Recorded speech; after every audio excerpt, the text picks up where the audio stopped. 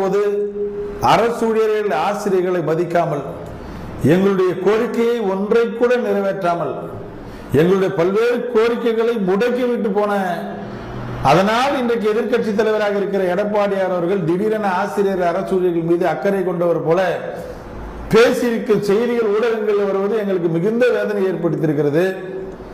மரியாதைக்குரிய எதிர்க்கட்சி தலைவர் எடப்பாடியார் அவர்களே, நாங்கள் இன்றைக்கு கேட்டு போராடி கொண்டிருக்கிற கோரிக்கைகளை எல்லாம் முடக்கிவிட்டு போனது யார்? அகவிலைப்படி உயர்வை முடக்கிவிட்டது போன யார்? எங்களுடைய சரண் ஒப்படைப்பை முடக்கிவிட்டு போனது யார்? உயர்கல்விக்கான ஊக்க ஊதியத்தை முடக்கிவிட்டு போனது யார்? பழைய ஓய்வூதிய திட்டத்தை அமல்படுத்துவதற்காக பல்வேறு குழுக்களை போட்டு பல ஆண்டுகள் அலங்கரித்து விட்டு அம்போன்று விட்டுவிட்டு போனது யார்? இடைநிலை ஆசிரியர்கள் சம வேலைக்கு சம ஊதியம் கேட்டு போராடிய போது அதை செவிப்படுத்தாமல் விட்டுவிட்டு போனது யார்? நீங்கள் முடக்கிவிட்ட கோரிக்கைகளைத்தானே நாங்கள் இன்றைக்கு அவர் தமிழ்நாடு முதலமைச்சர்கிட்ட கேட்டுக்கொண்டிருக்கிறோம்.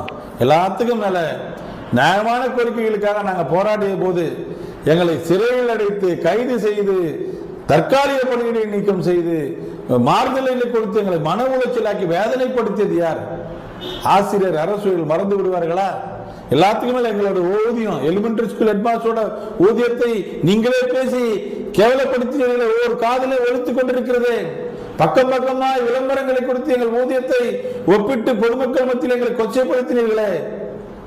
நீங்களா இன்றைக்கு எங்களுக்கு கரிசனமாக பேசுவது வேதனையாக இருக்கிறது. எல்லாத்துக்கும் மேல 1.25 லட்சம் பேரை ஒரே கையெழுத்துல சஸ்பெண்ட் பண்ணி வீட்டுக்கு அனுப்புறது யாருடைய ஆட்சி காலத்துல?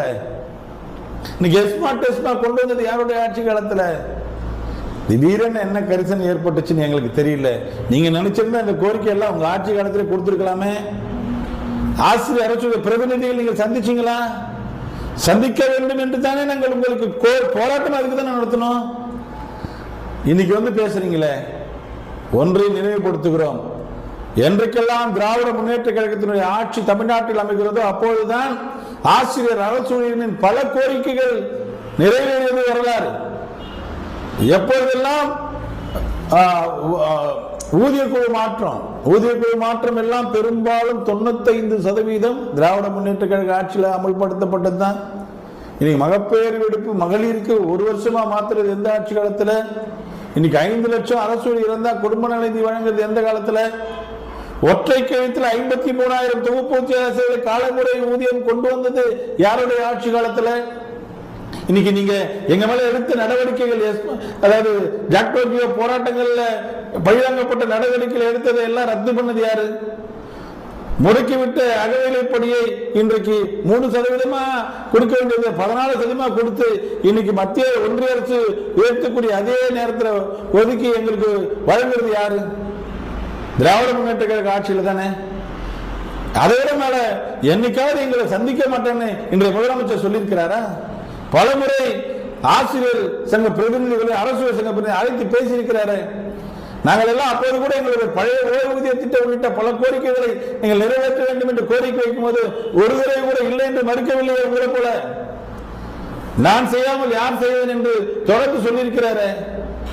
கடுமையான நிதி நெருக்கடிகளில் நீங்கள் விட்டு போனது போது கூட நிதி நெருக்கடியை சரி செய்து செய்வேன் என்று தானே சொல்லிக் கொண்டிருக்கிறாரு. மாண்புமிகு தமிழ்நாடு முதலமைச்சர் நிச்சயம் கடந்த கால வரலாறுகள் சொல்கிறது, தேர்தல் அறிக்கையில் சொன்னதை செய்வார்கள். நீங்க தேர்தல் அறிக்கையில நம்பர் எல்லாம் சொல்லியிருக்கீங்க கேள்விப்பட்டேன்.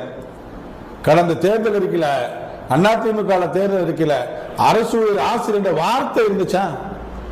இன்றைக்கு நீங்கள் அதை பற்றி பேசுகிறீர்கள். நிச்சயம் கொடுத்த வாக்குறுதிகளை நிறைவேற்றுவேன் என்று சில தினங்களுக்கு முன்பாக கூட முதலமைச்சர் சொல்லிக் கொண்டிருக்கிறார்.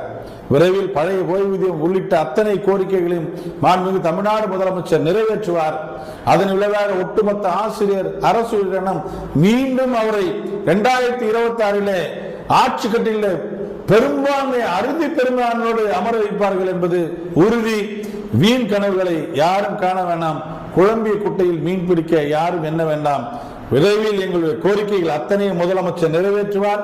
மீண்டும் திராவிட முன்னேற்ற கழக ஆட்சியை 2026 தொடரும்.